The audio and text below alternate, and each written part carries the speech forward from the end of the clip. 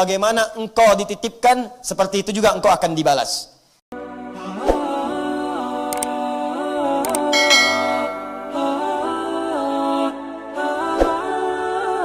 Hei, kamu yang merasa kaya dengan harta. Hei yang merasa hebat dengan kedudukan. Hei yang merasa tinggi dengan ilmu. Kata Allah, Malik. Ini bisa dibaca pendek, Malik. Jadi semua sifat mulkiyah melekat kepada Allah. Enggak Allah berikan celah.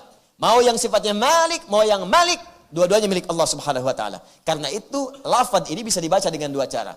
Bisa panjang, Maliki Yaumiddin, menunjuk isim fa'il sifat pemilik. Milik, semua milik Allah. Atau Maliki Yaumiddin, menunjuk pada kepemilikan plus semua sifat-sifatnya. Tanpa celah, tanpa tertinggal sedikit pun. Ya, kalau saya baca nih, Malik Mindil, ana Malik Mindil, saya yang punya tisu ini. Dengan panjang, Malik Mindil, saya yang punya tisu ini. Ya. Tapi kalau kita mau bicara sifat-sifatnya, ringannya, lembutnya, halusnya, sampai yang kecil-kecilnya, jadikan pendek. Malik Mindil, saya yang punya tisu ini, sampai ke sifat-sifatnya, ringannya, fungsinya, segalanya punya saya. Maka Allah tak akan membiarkan makhluk mengambil bagian dari sifat ini. Kata Allah, Maliki, bisa dibaca yang kedua, Maliki. Nah, ya, jadi kalau nanti ada yang baca misalnya, Maliki Yaumiddin, sah. Itu riwayat Hafiz dari Asim. Ya, kalau dibaca, Maliki Yaumiddin, boleh. Itu menunjuk kepada makna yang kedua tadi. Dua-duanya berhak karena kembali kepada Allah Subhanahu wa taala. Itu dari bacaan 7 qiraat. Ya, saya baca dulu kitabnya supaya mendapatkan pengetahuan. Sebentar ya. Baik.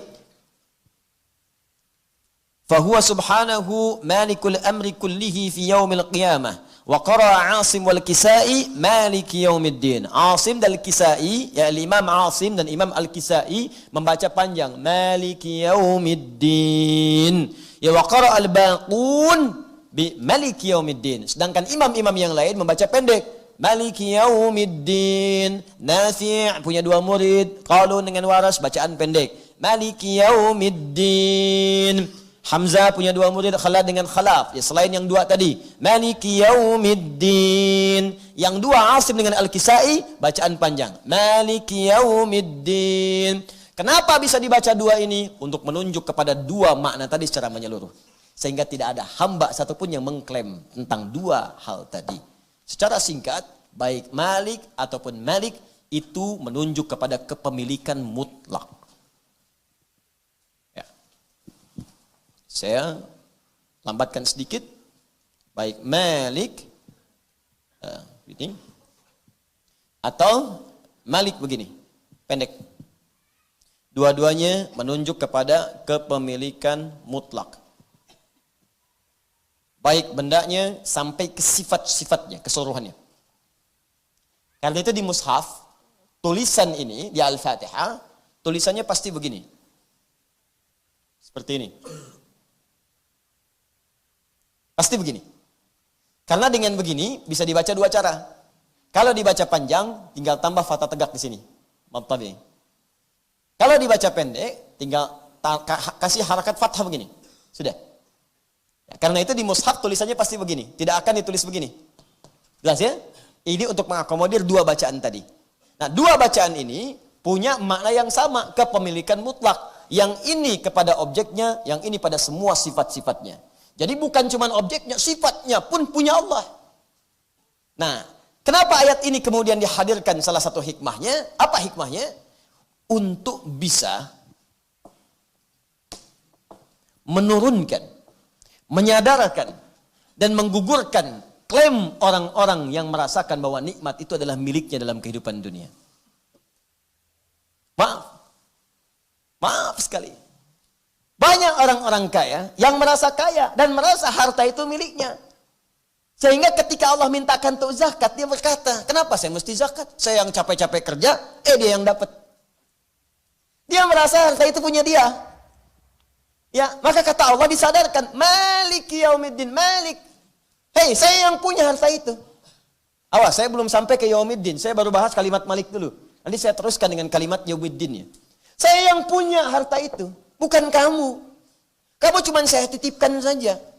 Kamu cuma saya pinjami, nanti besok-besok dikembalikan kepada saya.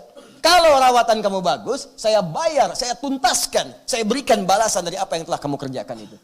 Karena itu setelah kalimat malik ada lafaz ad-din. Apa ad-din dalam bahasa Arab itu? Makna pertama al-jaza. Al-jaza, satu titipan yang akan dibalas. Dari kata ini muncul kata dain, berarti hutang. Jadi sekarang ini, semua apa yang kita rasakan milik kita itu cuma titipan, kata Allah. Titipan. Maliki yaumiddin. Yaumnya simpan dulu, bahas dinnya. Ma makna ad-din? Makna yang pertama al-jaza. Karena itu orang Arab mengatakan kama tadinu tudan. Kama tadinu tudan. Sebagaimana engkau dititipkan, seperti itu juga engkau akan dibalas. Sebagaimana engkau diperlakukan, seperti itu juga engkau akan dibalas dengan perlakuanmu. Jadi Allah titipkan kepada kita harta. Yang punyanya Allah, bukan kita. Makanya kata Allah, saya yang punya harta itu ya. Saya maliknya. Dengan sifat-sifatnya.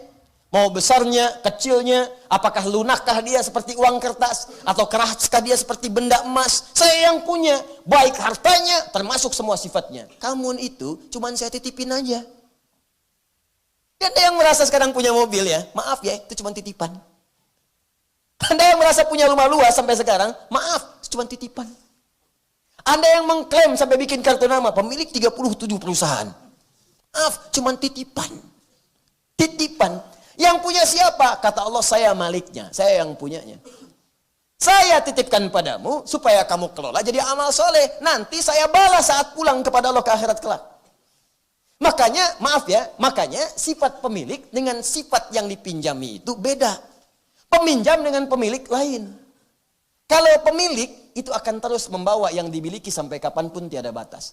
Kalau peminjam sementara aja batasnya habis, nggak akan jadi pinjaman lagi. Nih, maaf ya. Maaf sekali lagi.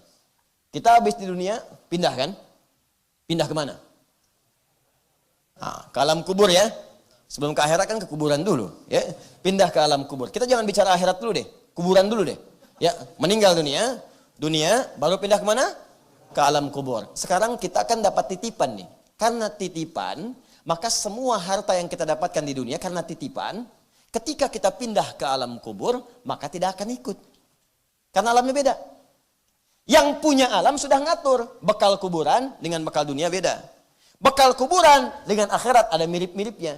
Apa yang dititipkan di dunia nggak akan dibawa sampai ke kuburan. Diatur oleh pemiliknya. Kalau itu punya antum karena anda pemilik, pasti akan dibawa ke kuburan. Karena yang punya anda.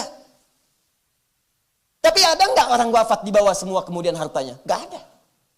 Silahkan cek orang-orang yang wafat. Yang telah mendahului kita. Kalau dia punya mobil 10, nggak usah 10-nya lah. Ada nggak satu yang dibawa ke kuburannya? Ada yang nulis wasiat, kalau aku wafat kuburkan bersama mobilku? Nggak ada. Ada nggak dari 10 rumah yang dimiliki? Satu rumah aja. Ya begitu mau meninggal, bongkar habis rumahnya, masukin kuburan. Nggak ada. Ada nggak pemilik handphone yang saat meninggal diikut kuburkan dengan handphonenya? Kalau itu milik dia, dia akan ikut membersamai pemiliknya. Tapi karena itu bukan milik dia, maka pemiliknya mengatur. Ini cuma dunia saja. Pindah ke alam kubur, beda lagi sifatnya. Pindah ke akhirat, beda lagi bekalnya. Makanya Allah turunkan aturan di Quran surah ke-28 ayat 77. Bagi orang yang mendapatkan titipan harta benda. Wabtaghi fima ataakallahu daral akhirah. Wala tansa nasibaka minad dunya. Kata Allah, hei, aku titipkan harta kepadamu, bukan aku berikan. Nggak ada yang aku berikan, makanya nggak akan kamu bawa saat pindah ke alam kubur. Aku cuma titipkan. Titipan itu, maka pandai-pandailah dengan titipan itu, cari kemuliaan kau di akhirat nanti. Saya titipkan kepadamu harta, karena ibadah kamu dengan fisik itu nggak maksimal. Orang yang kamu sebut nggak punya itu, saking nggak punyanya, rajin puasa. Senin Kamis udah lewat, engkau baru Senin, dia sampai Kamis. Engkau Senin Kamis, dia tambah ayamul bid. Engkau tambah ayamul bid, dia sudah puasa Daud. Itu nggak bisa kamu susul, maka saya berikan kelebihan padamu lewat harta titipan, supaya dengan itu kamu zakat. Makanya ketika zakat dapat pahala 10 kali. Dengan itu kamu infak. Ketika infak dapat pahala 700 kali lipat. 700 itu untuk nyusul dia yang puasa.